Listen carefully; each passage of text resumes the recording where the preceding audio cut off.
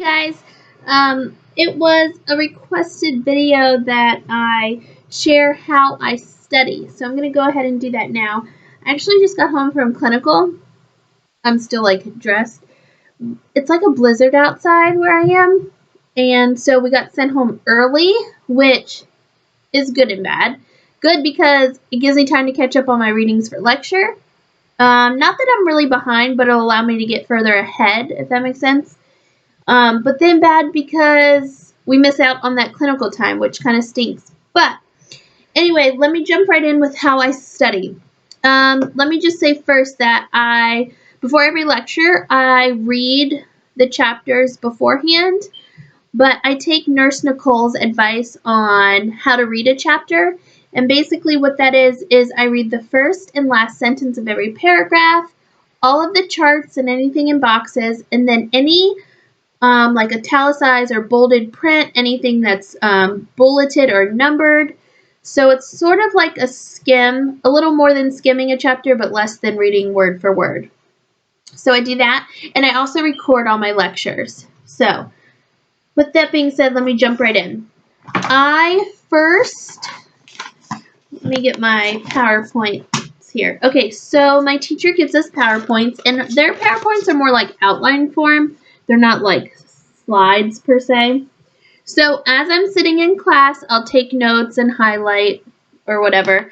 So then I'll come home and I'll listen, not really the same night, but within those first couple of days, I'll listen to the recorded lecture and add additional notes to my PowerPoints. If I miss something or something really stands out, I go ahead and put that on my PowerPoint. So after I have all my notes written down, I then create, I call them concept charts. And I really can't take credit for this. I got this idea from Rachel P.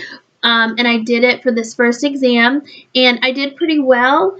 And I kind of like this outline. So what it is concepts from the chapter on the left side, and then major bullet points on the right. So for instance, general systems theory on the left, and then I kind of break it down and say what that is by bullet points. And I don't do full out definitions, just like key terms or things I need to know about that certain thing. So I do that for every chapter. So these are concept charts. Concepts on the left, major points on the right. And that's how I'm able to retain information. And I do that. So this past exam we had 16 chapters, so I have 16 charts that I created. One for each chapter. If the chapters were short, then I did a couple on one chart. So record lecture, read before lecture, take notes during class, that's kind of obvious. But my major things were creating concept charts, and I re-listen to lecture after I create my charts as well. So I'm listening to lecture 2, maybe 3 times to make sure it's in there and it sticks. Once I have my concept charts, I try and memorize them and kind of, not just memorize them, but kind of understand them. And I always ask myself, why? Why is this happening? So I can apply the knowledge. So when it comes time for exams, I'm able to apply it versus just memorize it. So I have my concept charts. Then we're also given, we call these, they're called SLOs.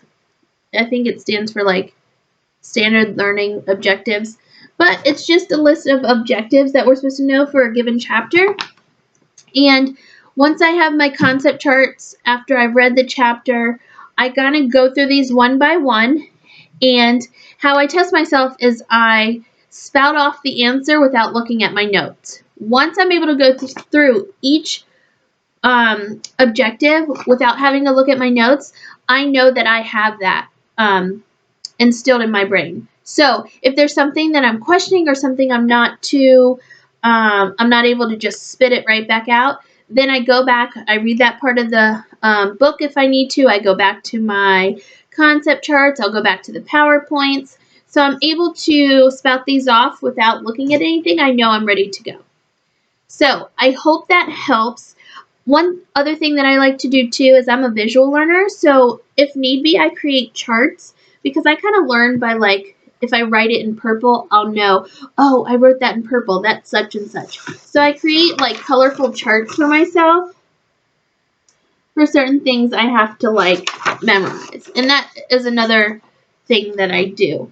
I don't know that I would give myself a specific time, like how many hours I study, because it takes a while to create the concept charts. And now one thing I will do is if my test stays on 14 chapters and I have 7 days, I'll break it up 2 chapters per day, and I will study them inside and out, backwards, up and down, until I'm able to just shoot off the information. That is one thing I do. So I hope these tips and suggestions helped you. Again, I can't take credit for all of it. Check out Nurse Nicole. She has some really good tips as far as reading a chapter. And then Rachel P., that's where I got the concept charts from. So these aren't my own ideas. I'm just following along students that have gone before me, and I'm just thankful they've done so and given us some great advice. So I hope you found this video helpful. Let me know how your week is going. Leave a comment down below, and I hope you guys are doing well this week. Take care. Bye.